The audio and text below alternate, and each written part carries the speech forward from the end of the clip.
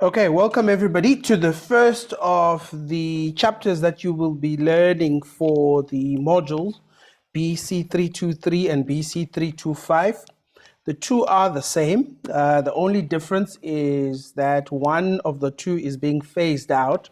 So what it simply means is that the 325 students will have extra questions to answer in all of their assessments, because hopefully in the next couple of years or next year, we will just have one component in terms of the offering that we have instead of 323 and 325. So it is the same module. So we're going to start by looking at the introduction, which is chapter 1. The chapter is the one entitled Introducing the Practice of Strategy. And the chapter kind of sets the foundation of what strategy is all about. And if you would like to look at it from a purely simplistic manner, strategy is really how responsive an organization is to internal and external challenges and opportunities, not just challenges, but opportunities as well, and the resultant course of action that is taken based on that responsiveness. So it's not enough to just be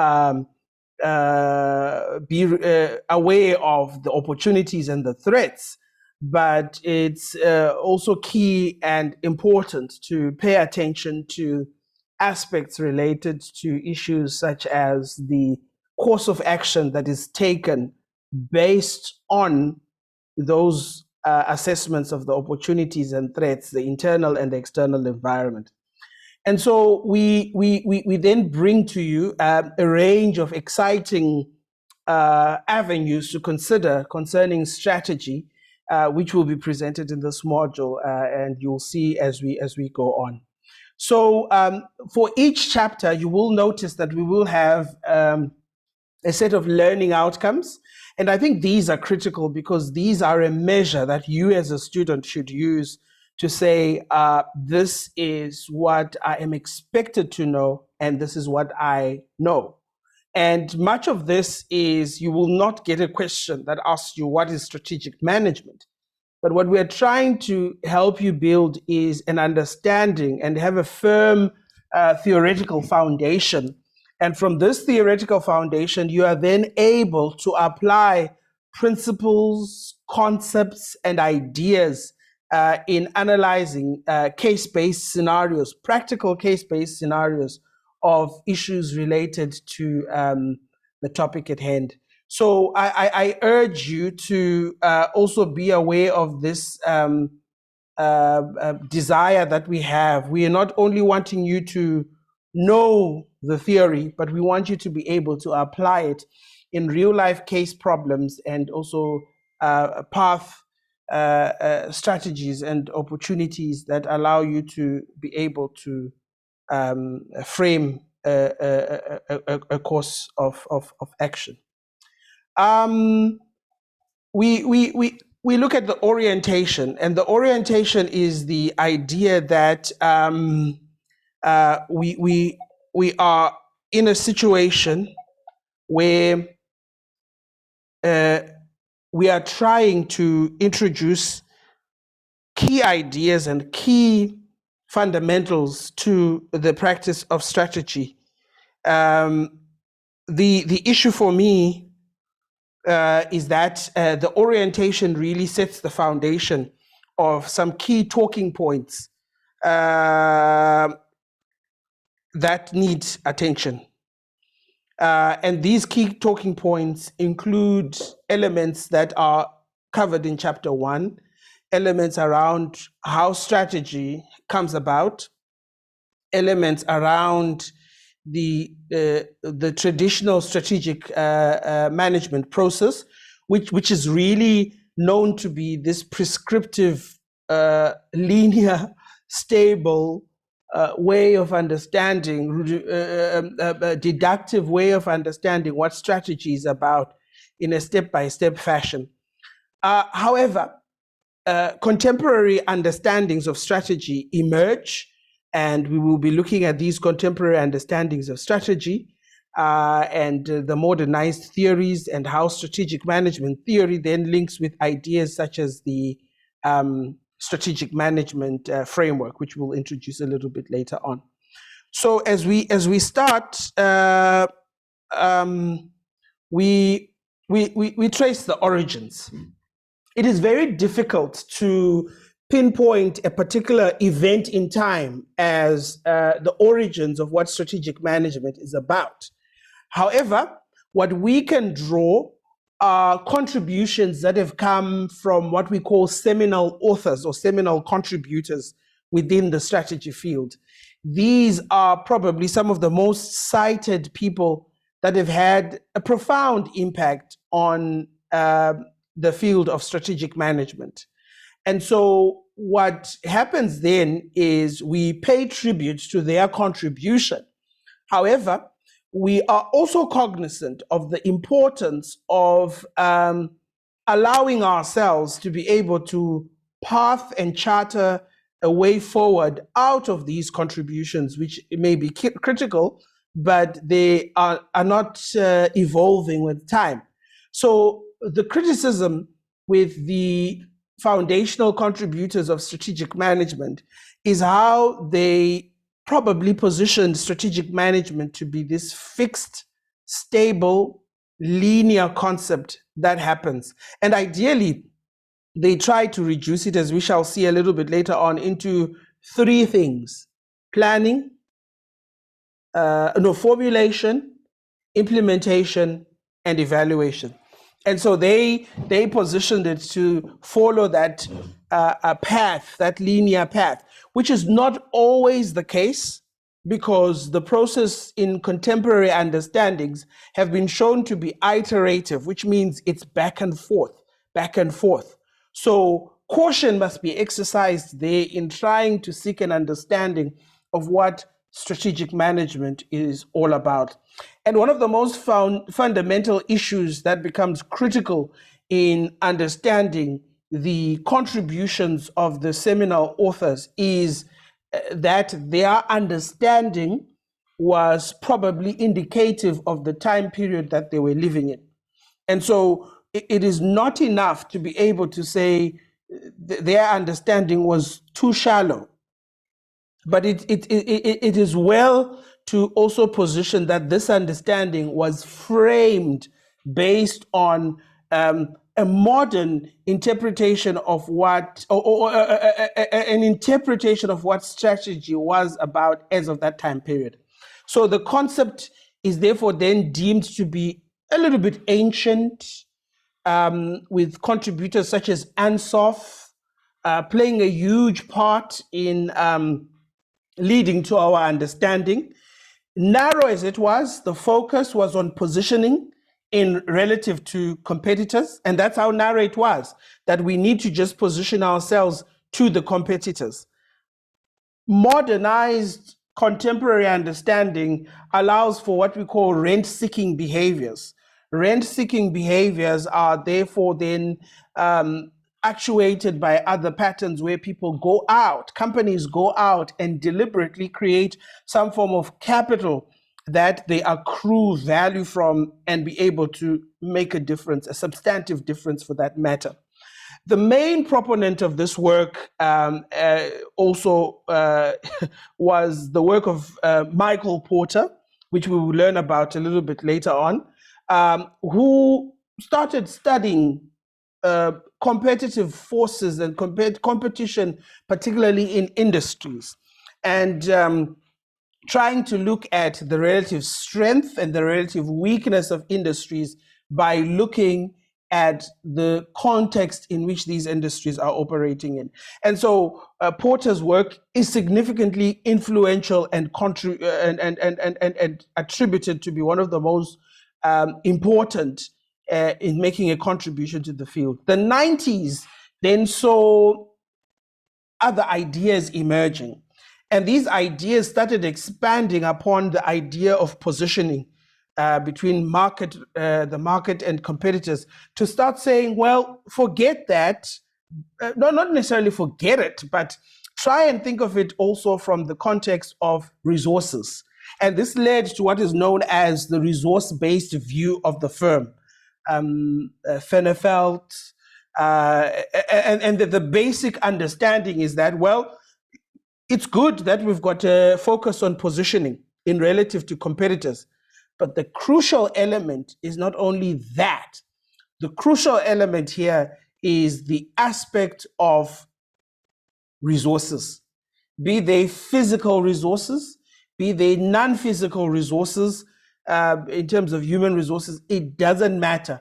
Organizations accrue value from the presence of resources to them that allow them to be able to make a difference in the a wider business context as we know it. So we've started talking about the resource-based view of the firm. In the year 2000, after all of the calls for sound governance and leadership, we started having a focus more on ethical corporate behaviors. You can search about Enron and understand the huge dilemmas that happened there and expose around challenges of governance. The focus, therefore, was on this idea of a competitive advantage. And put simply, a competitive advantage is that which you as a firm are able to do, which no other firm can easily replicate or copy or follow after.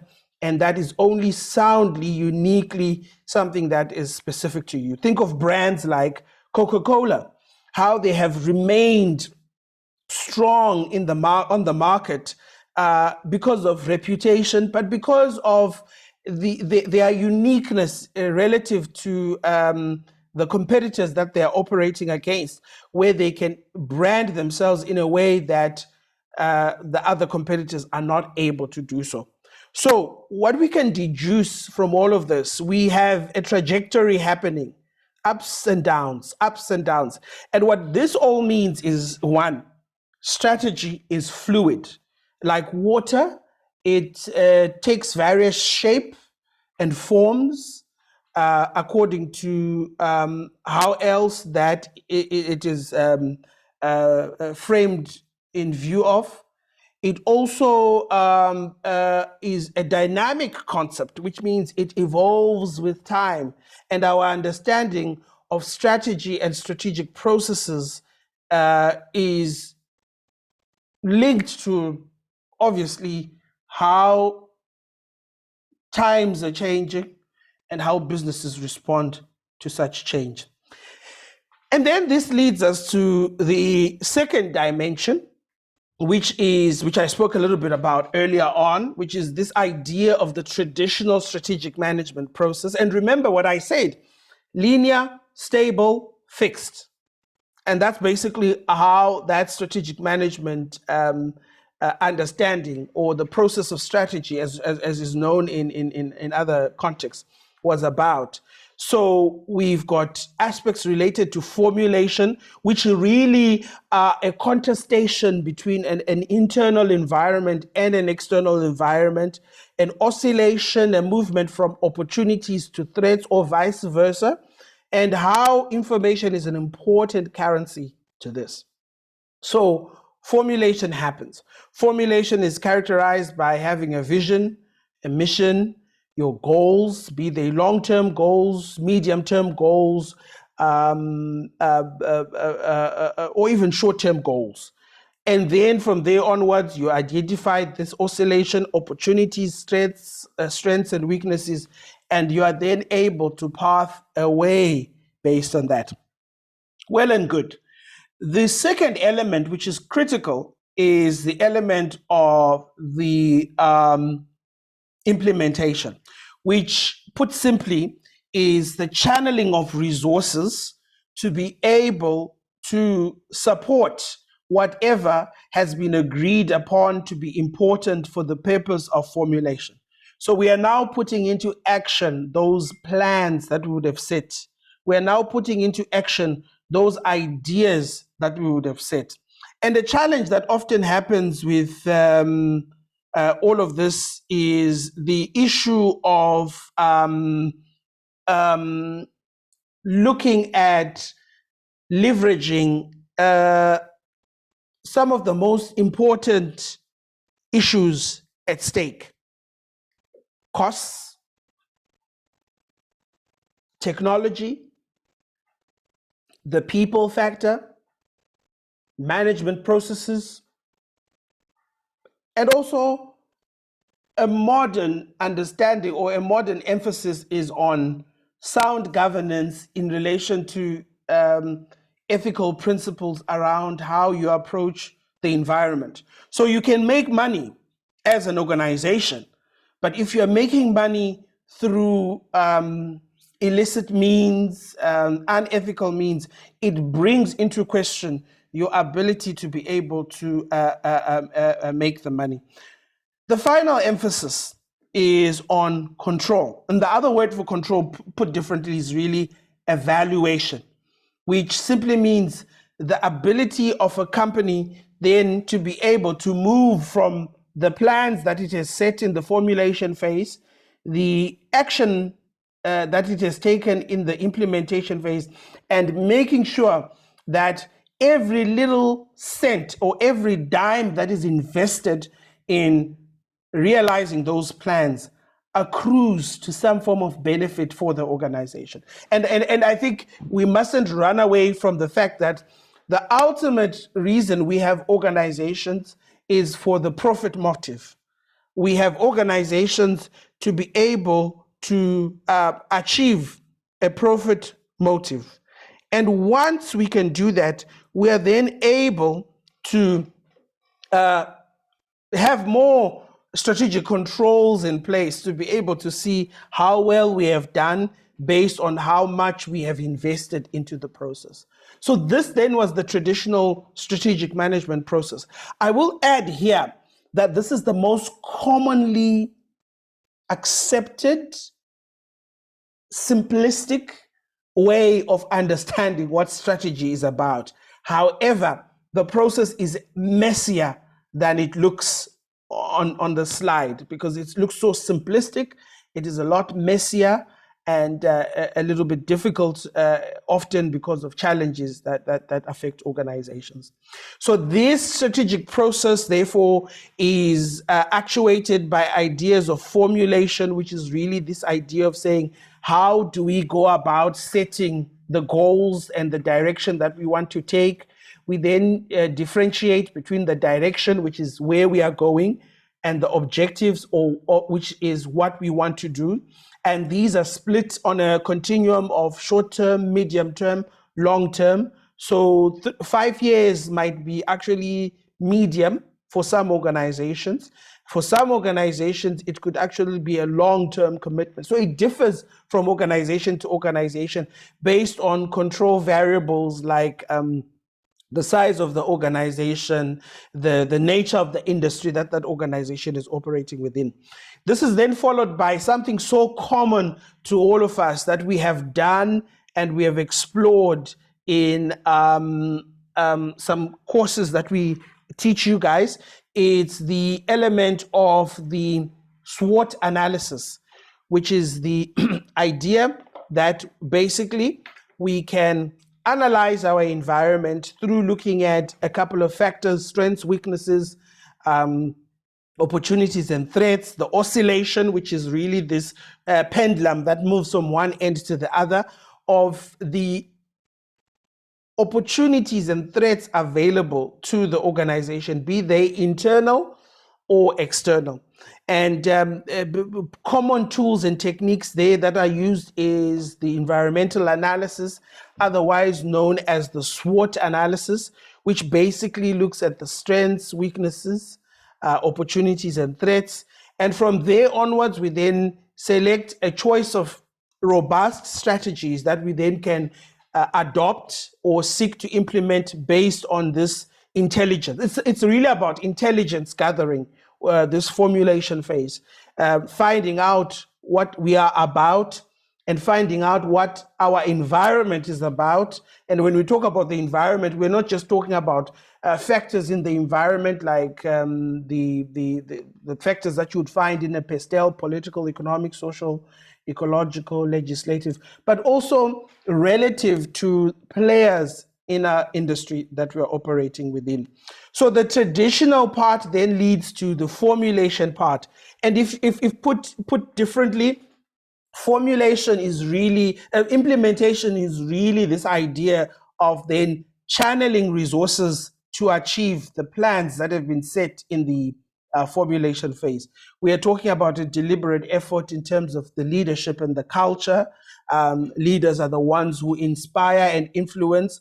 The culture defined through the works of scholars like Shine and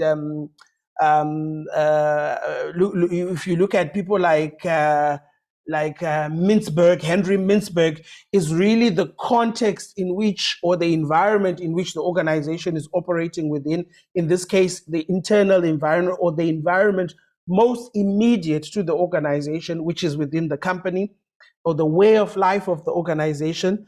We then channel our competencies. Our competencies talks to what we are able to do. And the next word really there, which is missing, is the channeling of dynamic capabilities, which really is this idea of that which we can do that no other organization is able to do, the concept of dynamic capabilities. And these are then assessed to say, these are our strengths, these are our weaknesses, these are our areas of improvement, and this is what we currently have to be able to achieve what we want to achieve. We then implement corrective, administrative, and reward systems to be put in place. And this constitutes the idea that no matter how noble your plans are, these plans need to be supported by sound human resources management practices that make you stand out, but that make you to be able to reward for performance and to be able to have a well-oiled machinery that's able to achieve whatever objectives that are put in place. Appropriate structures are put in place. We can introduce something interesting here at number 4, which is the idea of a debate, which is the structure-strategy debate. What comes first? Does the structure come first, then the strategy, or does the strategy come first, then the structure? And research is starting to show that it really depends on a number of what we call contingency factors. Contingency factors such as the industry that you're operating within, contingency factors such as the size of your organization, contingency factors such as the history of the organization. All of those actually determine structures that are in place.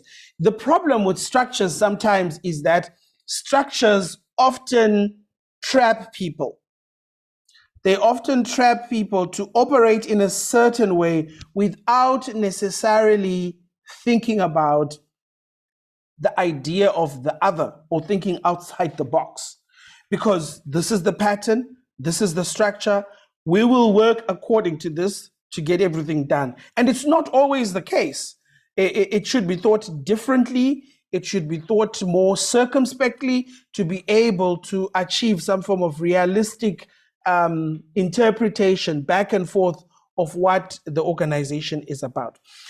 Ultimately, what it then means is that the objectives are then cascaded into short-term objectives. Really, the idea here is to make sure that we don't become too lofty and set these highly ambitious goals, whereas the issue that we should be doing is going in an incremental way without necessarily setting too high a standard, but also at the same time achieving whatever low the standard could be. And that, in essence, summarizes what implementation is about. It leads to then the final phase, which is the control phase. Control, basically, the other word here is evaluation. Making sure that for every dime that has been invested, we are getting some form of benefit. We are getting some form of value for money based on what we have invested. So we are then testing that what we formulated as a plan, implemented as into action, has it worked? Are we able to then say we are in a better place, a better position, based on all of the ideals around what we have put in. And if we're able to say we've invested 1 million rand into this project, and 5 years later, objectives, we have 2.5 million rand as an excess or as a profit, if you like, then there is value for money into that project. This is also a springboard for further opportunities to see beyond the current, to say, how else can we become better? So we therefore then base whatever we are doing to the threats that are ongoing. And then this means that the process, as we go back here, the process of the traditional strategic management process is iterative. It is back and forth, back and forth. And that's where contemporary understanding creeps in to say, well, forget the linear approach of it, see it also from a responsive back and forth approach, which is critical and important. So we then go further and then say, from the traditional strategic management process, we therefore then create some form of distinctions in terms of what the strategy is about. We can then see that we could be an organization that is taking part in the activities of thinking and doing, that the two are separate. We may think, but not to be able to do something. So ideally, the two are complementary and should be working together. We see that there's a clear separation between formulation, implementation, and evaluation. The problem, the concern, the limitation is really how neat that process looks. I mean, look at it here, how neat it looks, following logic, following a step-by-step rudimentary type of approach in terms of how it is positioned in view of the issues happen.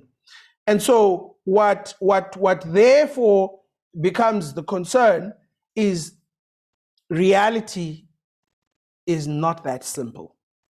Reality as we know it is not sequential. We don't wake up in the morning and operate on a routine throughout the day. Contingency factors happen.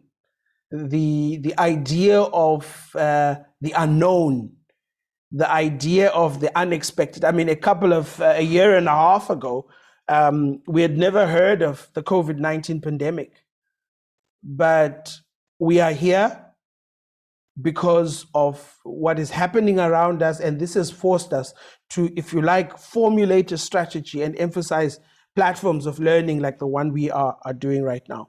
So all of this is therefore then attributed to a microeconomic way of thinking. And the problem here is that, well, this has developed an understanding of what and how competitive advantage manifests. The biggest concern is that it does not keep up with the times. And what we mean by keeping up with the times then introduces us to what we call the new perspectives of strategic management. And these are new in the sense that they challenge the traditional view of strategic management. And by virtue of them challenging this traditional view of strategic management, we are then able to then see strategy not just as an abstract concept, but one that is responsive, one that is not linear, one that is not just located in the heads and documents and action plans, but one that is also ongoing and responsive, which relies on the feeder of the environment. We now have to understand why people make the decisions that they make. The role of emotions, for instance, in cognitions, and how they shape how the decisions that people make concerning strategic management.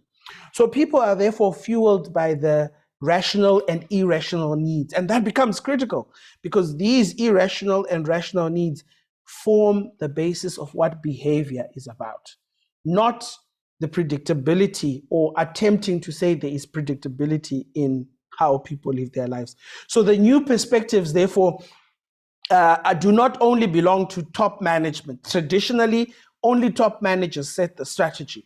I mean, there is an amazing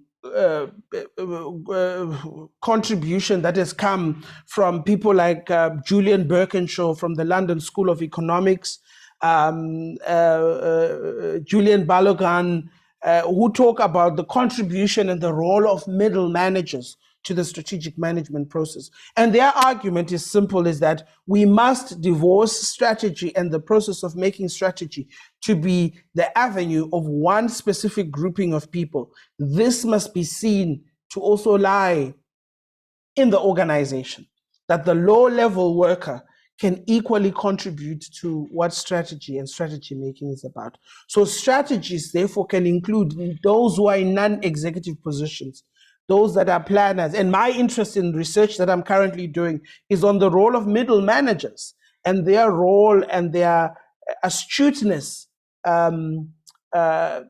based on the power that they exhibit between the influence with top managers and the influence with lower level supervisors and staff. Consultants can also be brought in to assist in the formulation of strategy. So people are therefore important, and as we have argued, the element of the irrational becomes also important. The new perspectives of strategy also see strategy as a conversation. And now the idea now, if you notice, we are moving away from step 1, step 2, step 3, we are now moving to information exchange, dialogue between all concerned stakeholders. The idea of strategy as a conversation. And work associated with strategy relates to those verbal, written communication. It also makes a distinction between the thinking and the doing, which is now deemed a little bit outdated.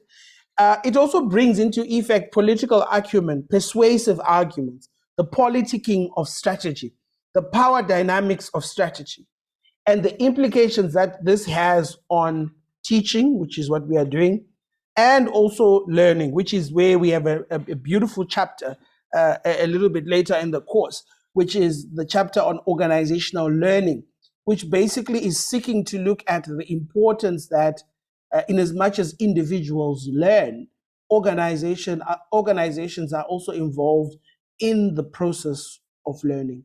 And how do organizations learn? Well, the simplest illustration is a sponge.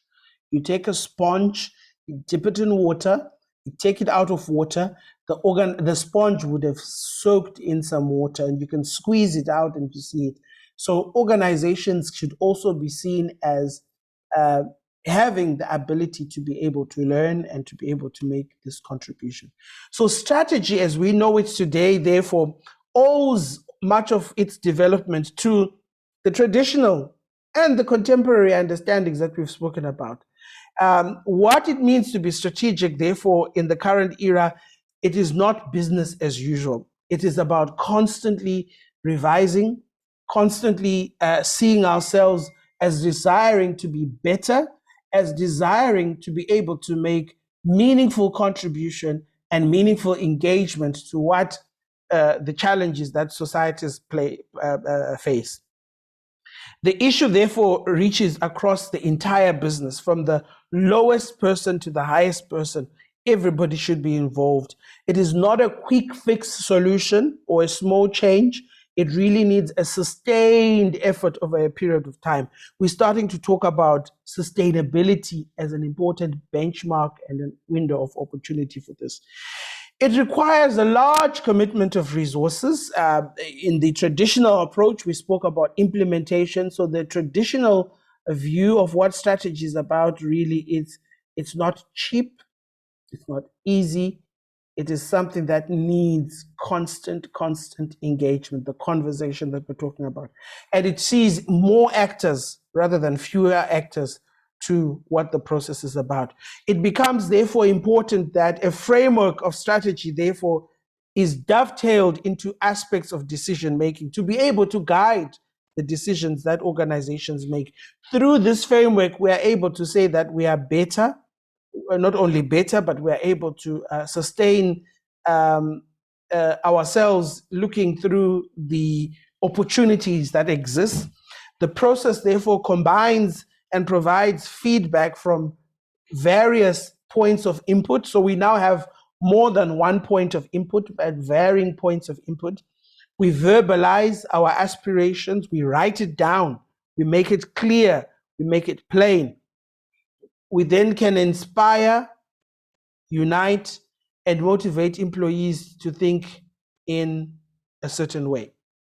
Our focus, therefore, in the modern era of understanding strategy is therefore to see strategy as a platform through which some form of direction is taken in view of the actions and the decisions of those who are making the strategic decisions, we will call strategies, so that we achieve goals. And goals can be financial goals, non-financial goals, goals around sustainability.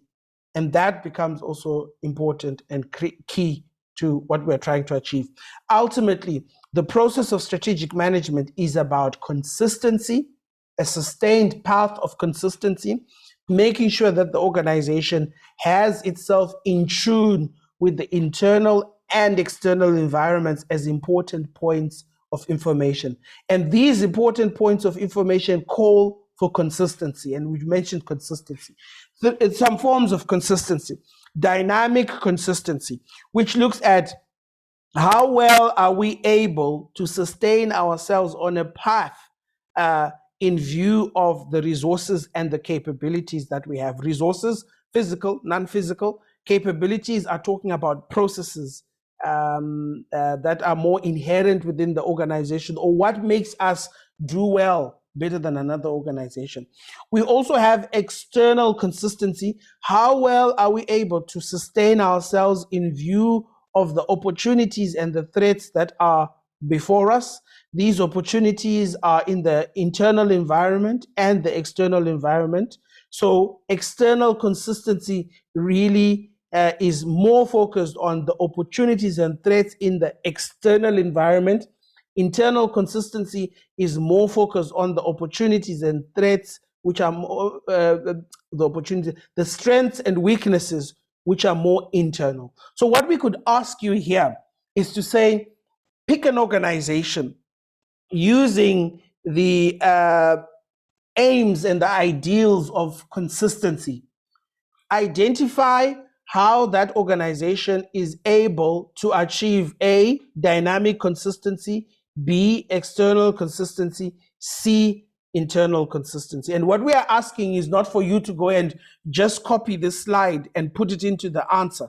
We are asking you to look for information that offers this debate and exchange of ideas around these elements of consistency. So the strategy that we know today needs to pay attention to things that were not captured in the traditional perspective.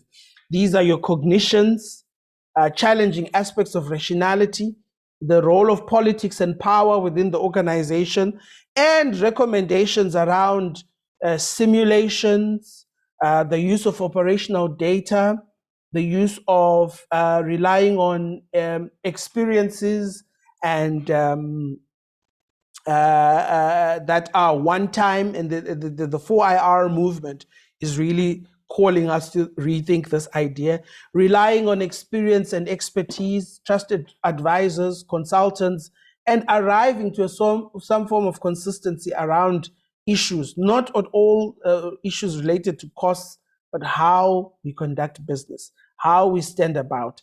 And we do this, and we'll look at this a little bit later on, through strategy. Strategy that is threefold: a corporate level strategy, a business level strategy, and a functional strategy. And we will look at these elements a little bit later on, but these elements really paint a picture to the aspects that we need to be paying attention to, particularly within the modern era.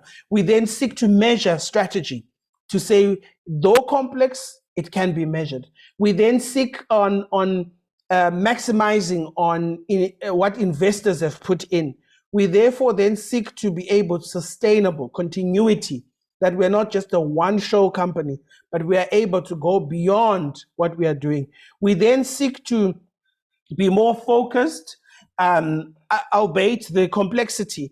We then seek for combinations that allow us to be able to then have some form of return on investment to what we've put in. And this leads to the contemporary strategic management framework. The contemporary strategic management framework should be seen as a direct challenge to the issues related to the aspects related to the traditional perspective. These include understanding and positioning context as key. These includes the behavior of strategy, which is really the idea of strategizing. These includes the elements of consistency that we spoke about, dynamic consistency in view of resources and capabilities, external consistency in view of the opportunities and threats, internal consistency in view of the strengths and weaknesses that are more internal to the organization. And by so doing, what we are then seeking to do is to position organizations as having the power to be able to have sound and better decision-making capabilities that allow them to be able to not only stand out, but to allow them to be able to have some form of leverage in view of what is covered in the traditional perspective, market positioning, in view of what is covered in the resource-based view, the role that resources play, in view of the contemporary understanding around the importance of dynamic capabilities and resources. So this is chapter 1, and I look forward to taking you through to chapter 2.